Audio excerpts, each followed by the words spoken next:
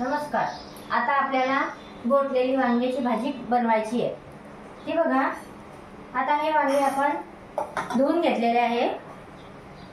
हे पाण्यामध्ये मी थोडं मीठ टाकून धुवून घेतले। त्याचं कारण की ते त्याच्यामधल्या बिया ज्या आहेत त्या निघून जातात, मीठ टाकल्यामुळे त्या निघून जातात। त्याच्याकरता आपण हे मिरची एवढी घेतलेली आहे, लसूण घेतलेला आहे आणि अद्रक घेतलेला आहे।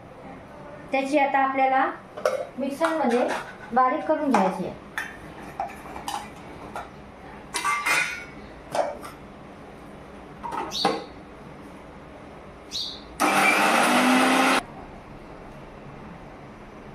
हे बघा, आता आपण वांग्याची भाजी बनवायसाठी कुकरमध्ये तेल टाकलेलं आहे। आता त्याच्यामध्ये आधी आपण जिरं टाकू। हे बघा, असा तडका आला पाहिजे, तसं तेल आपलं तापलं पाहिजे। थोडीशी मोहरी घालायची, नंतर आपला हा मसाला बनवलेला हा टाकायचा।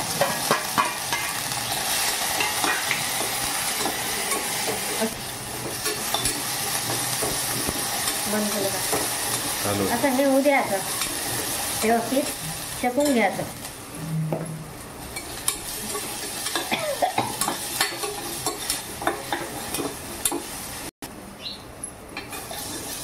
बघा, आता आपला हा झालेला आहे। आपण त्याच्यामध्ये थोडी हळद टाकू आणि हे वांग्याची कापलेले वांगे आपल्याला याच्यामध्ये टाकायचे आहे।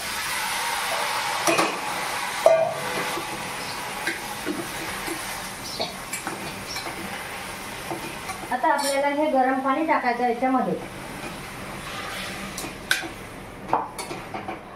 हे व्यवस्थित घालून घ्यायचं, खालचं वरे करून घ्यायचं, नाही तर मग तो मसाला एकदम व्यवस्थित होत नाही। आता आपण त्याच्यामध्ये प्रमाणाने आपल्या मीठ टाकायचं।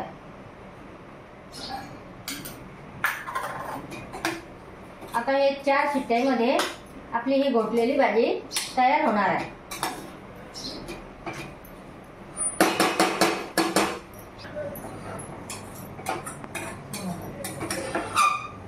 चालू केली का? बघा, ही आता आपली झालेली आहे गोटलेली वांग्याची भाजी तयार झालेली आहे। आता आपण बघा, ही घोटून घेतलेली आहे, त्याच्यासोबत डाळ आणि बट्टी पण तयार झालेली आहे आपली, आणि लिंबू पण वांग्यामध्ये टाकायसाठी आपण फोड ठेवलेली आहे त्याच्यामध्ये। आता ही बघा कशी खुसखुशीत झालेली आहे, एकदम छान, एकदम सुंदर झालेली आहे।